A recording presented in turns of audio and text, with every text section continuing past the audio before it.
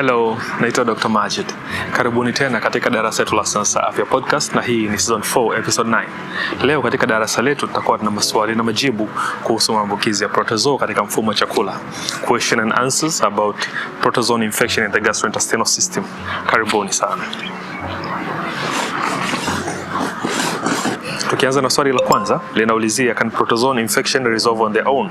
Huyu anaitwa Noah K kutoka Inchmahon, Ireland. Anachoulizia, je, maambukizi ya protozoa yanaweza yakaisha yenyewe? Hasa maambukizi ambayo yanapatikana katika mfumo wa chakula ya protozoa yanaweza kaisha yenyewe? Jibu ni ndio. Maambukizi ya protozoa yanaweza kaisha yenyewe bila matibabu, lakini ni endapo maambukizi hayo hayajakomaa au hayajawa sugu, lakini pia yana vimelea vichache. Ile inapotokea maambukizi hayo yakawa ni sugu, yamekaa muda mrefu na yakawa na vimelea vingi, basi vinaweza vikaenea mpaka sehemu zingine za mwili kupitia damu na kusababisha septicemia, lakini pia yanaweza kusababisha matatizo mengine. Kwa hivyo ni muhimu sana maambukizi ya protozoa kupatiwa matibabu, hasa kwa ushauri wa wataalamu wa afya. Swali namba 2 linaulizia, je, protozoa wanaweza kuishi tumboni kwa muda mrefu bila dalili? Inaitwa Fatuma H kutoka River Delta, Kenya. Maambukizi ya protozoa au protozoa wenyewe wanaweza akawepo ndani ya mwili, hasa katika mfumo wa chakula, kwa muda mrefu bila dalili yoyote. Lakini jambo hili ni hatari sana. Manake wanapokuwa hawana dalili au hawaoneshi dalili, aidha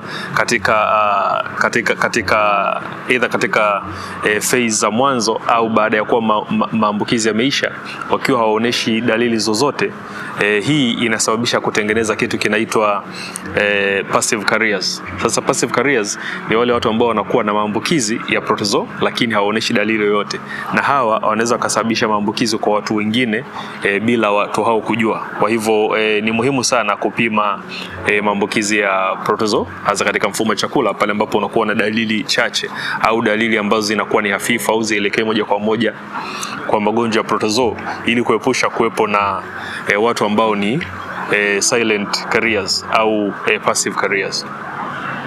Swali namba 3 linaulizia, can stomach acid kill protozoa? Huyu anaitwa Elijah M kutoka Cobapedi, Australia. Anachoulizia, je, acid ya tumbo inaweza ikaua protozoa? Jibu ni ndio. Acid ya tumbo inaweza ikaua protozoa baadhi au katika stage fulani au hatua fulani za maisha yao, lakini protozoa akishafikia kiwango cha kutengeneza cyst au kufanya encystment, akatengeneza gamba gumu juu ya vimelea vyake, inakuwa ni vigumu sana kwa acid kupenya katika gamba hilo, na mwisho wa siku acid hiyo inakuwa haiwezi kuwa protozoa walioko ndani ya cyst. Na baada ya muda wale vimelea walioko ndani ya cyst, gamba hilo likifunguka na kufanya delivery ya hivyo vimelea, basi vimelea hivyo vinaweza vikaanza mashambulizi mapya na kusababisha matatizo. Kwa hivyo pamoja na mbinu mbalimbali ambazo protozoa wanatumia kujikinga dhidi ya acid ya tumboni, ni kutengeneza cyst au magamba magumu katika mwili ambayo yanakuwa yanazunguka vile vimelea vyake.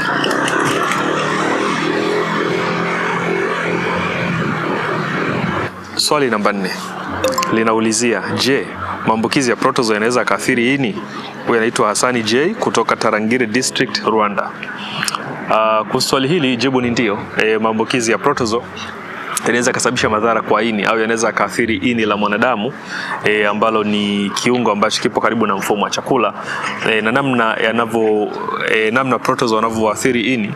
Tukichukua mfano wa amoeba anayesababisha amoebic dysentery, baada ya kutoka kwenye utumbo na tumbo, anaweza kapitia katika damu kupita kwenye portal vein na kaenda kwenye ini, na kwenye ini kule mara nyingi husababisha madhara mbalimbali, ikiwepo amoebic liver abscesses. Anatengeneza vifuko vya usaha, ambavyo vifuko hivi vya usaha vinatunza uchafu unaotokana na protozoa wenyewe, lakini pia vimelea vya protozoa ambavyo vikifumuka vifuko hivi vya usaha au hizi liver abscess zikifumuka, basi huachilia vimelea vingine kuingia katika liver parenchyma na kuingia katika mishipa ya damu midogo midogo, yani capillaries, na kuingia kwenye mishipa mikubwa kama mishipa mikubwa kama veins ambazo zitapeleka vimelea hivi katika moyo na kuvisambaza mwili mzima. Kwa hivyo protozoa pamoja na kwamba wanaathiri mfumo wa chakula, lakini pia wana uwezo wa kuathiri ini kama kiungo ambacho kipo karibu na mfumo wa chakula.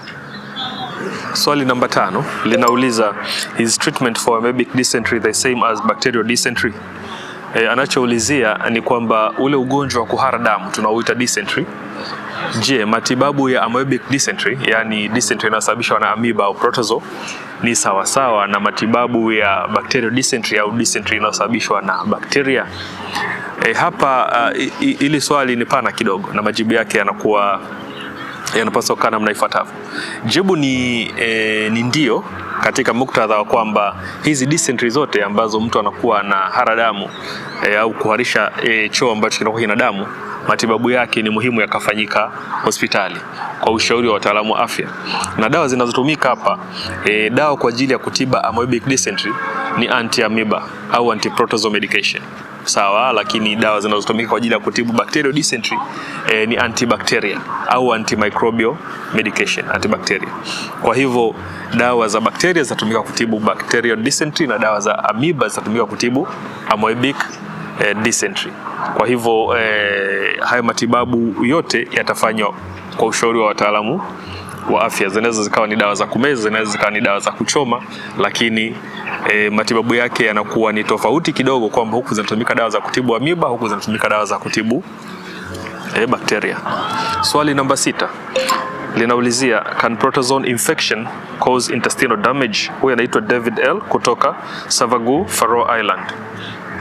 Anachoulizia, je, protozoan infection zinaweza zikasababisha matatizo au zinaweza zikasababisha madhara kwa utumbo? Jibu ni ndio. Protozoa zinasababisha madhara mbalimbali kwa utumbo. Tukianza na madhara madogo madogo, yakiwepo inflammation. Kwanza kabisa tusababisha inflammation, lakini pia protozoa wana release toxins au sumu ambazo zitaathiri namna ambavyo chakula kinatembea na mmeng'enyo wake.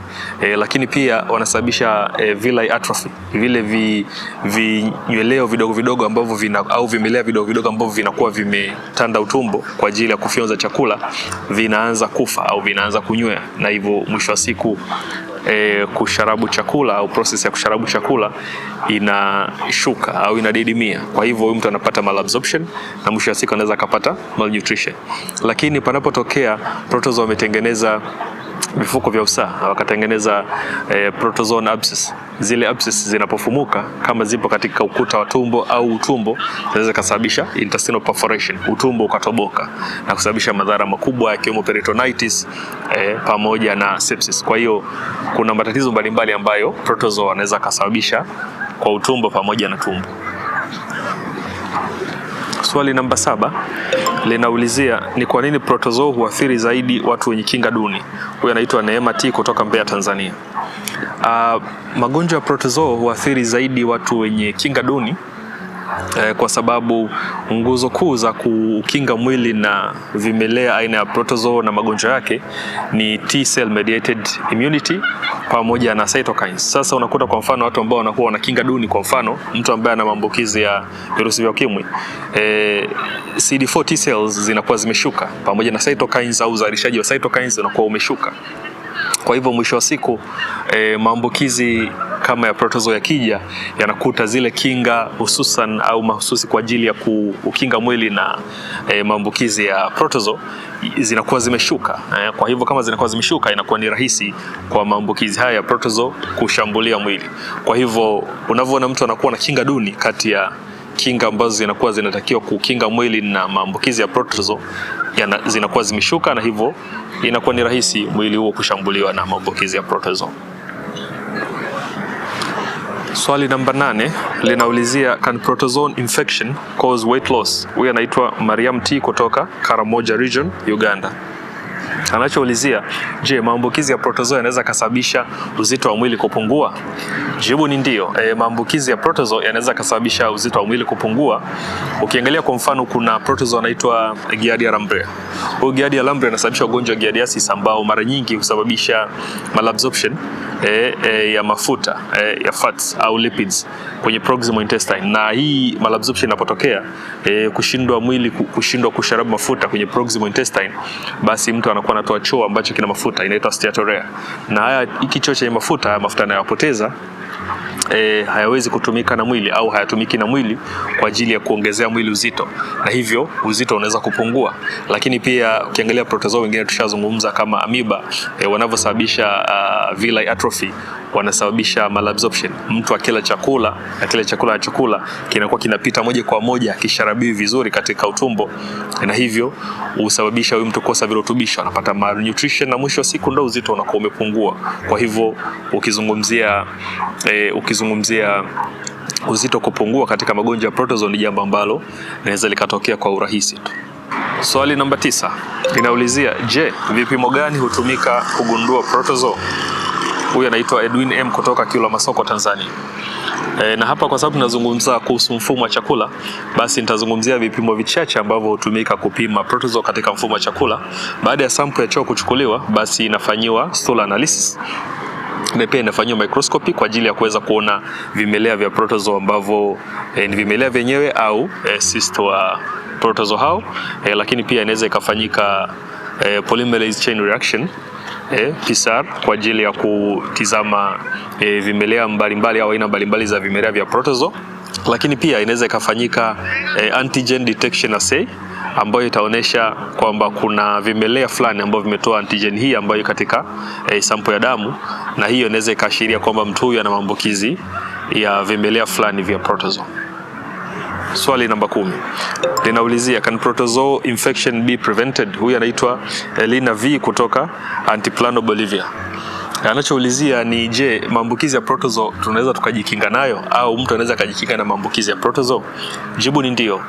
Maambukizi ya protozoa kama yalivyo maambukizi mengine katika mfumo wa chakula, tunaweza kujikinga kwa kuhakikisha kwamba tunakula chakula safi na salama, tunakunywa maji au vinywaji safi na salama, lakini pia kunawa mikono kabla ya kula, kunawa mikono baada ya kutoka chooni, na kuhakikisha kwamba mazingira ambayo tunaishi yanakuwa ni masafi, ikiwa ni pamoja na kuweka miundo mbinu kwa ajili ya maji taka, lakini pia kutengeneza vyoo ambavyo haviruhusu wadudu kutoka vyooni na kuja sehemu ambazo tunaandalia chakula. Hii yote inasaidia katika kuhakikisha kwamba maambukizi sio tu ya protozoa, pamoja na viumbe wengine ambao wanasababisha matatizo katika mfumo wa chakula hawafiki au hawaingii katika mazingira tunayoishi. Na hayo yalikuwa ndo maswali 10 ambayo yalikuwa yamechaguliwa na timu iliyokuwa ikiandaa maudhui haya kwa ajili ya kuweza kuyajadili na kujifunza mambo mengi kuhusu maambukizi ya protozoa katika mfumo wa chakula. Natumai umejifunza na kuelewa mambo mengi kuhusu maambukizi hayo kwenye mfumo wa chakula. Mpaka hapo sina la ziada. Ningependa kushukuru sana kwa kutusikiliza na kutufuatilia. Mpaka wakati mwingine, bye bye.